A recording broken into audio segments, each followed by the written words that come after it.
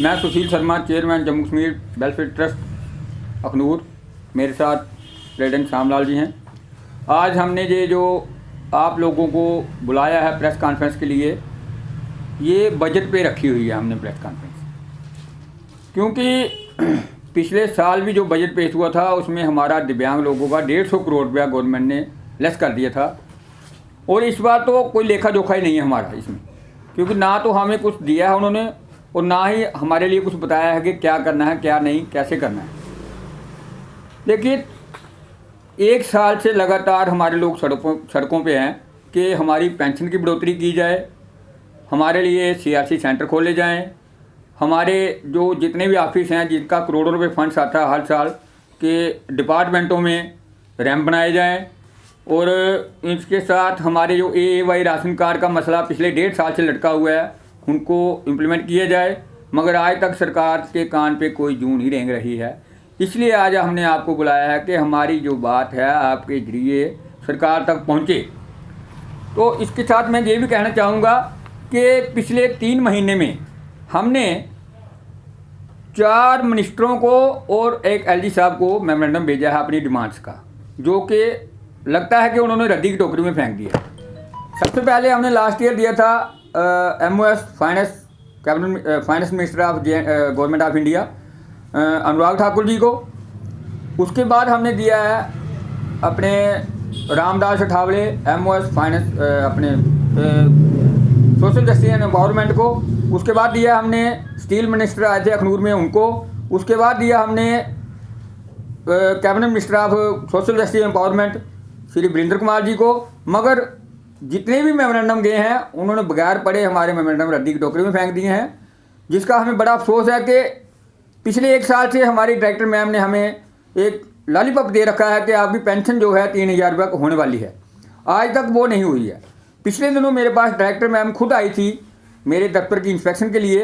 उन्होंने खुद कहा था कि आप कोऑर्डिनेटर हो, लोगों को कोऑर्डिनेट करते हो, हमारे तक पहुंचाते हो। मगर मैं ये पूछना चाहता हूं उनको कि अगर आप हमें कोऑर्डिनेटर कहते हैं तो लोगों के जूते खाने के लिए भी हम ही बैठे हैं, आपको कौन पूछेगा? आप कहते हैं कि 3000 रुपये पेंशन होगी, लोग हमें पूछ रहे हैं कि कब होगी, बजट पेश हो गया कब होगी।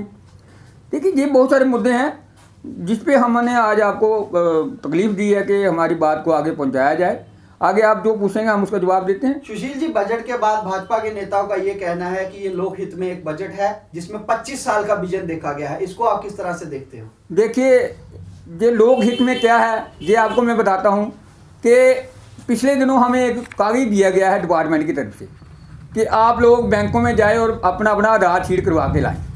मगर वो सोचने वाली बात है कि आधार शीट करवाएं क्यों, जबकि हमारी पेंशन तो पहले ही बैंक में आ रही है, आधार लिंक है उसमें। और मान लिया कि करवाना है, JK बैंक में जाते हैं, 3 दफ़ा मैं खुद होके आया हूँ अपना फॉर्म लेके, उनकी साइड ही डाउन चल रही है। क्या रीज़न है उसका ये हमें नहीं पता है, मगर हमें घुमाने वाला काम जरूर गवर्नमेंट कर रही है कि घूमते रहो आप। और जो रहा आपकी बात का कि 25 साल का विजन है, 25 साल में तो हमें ये जो 1000 मिलता है मेरे ख्याल में ये भी बंद कर देगी सरकार इस हाल में जो हालात चल रहे हैं सरकार के। आपने देखा कल आज डेली एक्सेलसियर में न्यूज़ आई है कि CAPD डिपार्टमेंट का 30 साल का रिकॉर्ड ही गायब हो गया है। क्या वो नोटों की गड्डियाँ थी जो लोग उठा के लेके? डिपार्टमेंट खुद करता है ऐसा काम।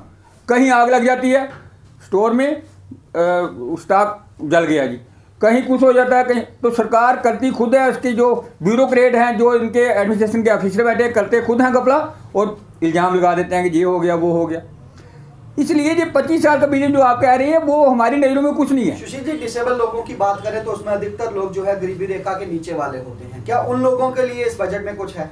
जी बिल्कुल नहीं। हाँ, एक बात मैं बताता हूँ आपको, बड़ी खुशी की बात है ये कि टैक्स माफ़ कर दिया हमारे लोगों का।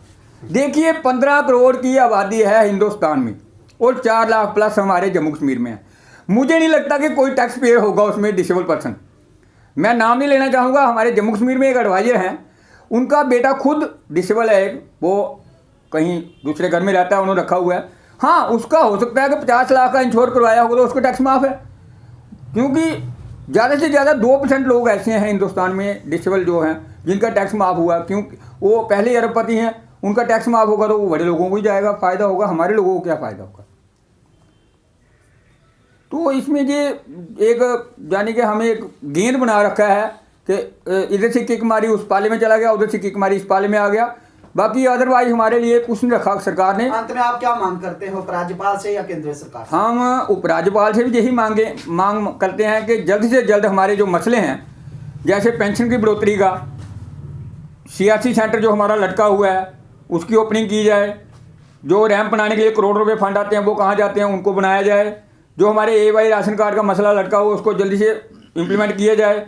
और इसके साथ जो हमारी तहसीलें हैं, 2013 में बहुत सारी तहसीलें बनी थी, बहुत सारे SDM बने, बहुत सारे नायब, मगर हमारे तहसील सोशल वेलफेयर ऑफिस जो हैं वो वहीं के वहीं हैं, ज्यों की त्यों हैं, वो क्यों नहीं बढ़ाए गए अभी तक। इसलिए मैं सेंट्रल गवर्नमेंट ऑफ इंडिया से भी यही मांग करता हूँ और LG साहब से भी कि हमारे जितने भी मसाइल हैं उनको जल्द से जल्द हल किया जाए, नहीं तो हमें मुश्किलातों का हवाला देते हुए हमें रोड पे आना पड़ेगा, जिसकी जिम्मेवार सरकार होगी। जय हिंद, जय भारत।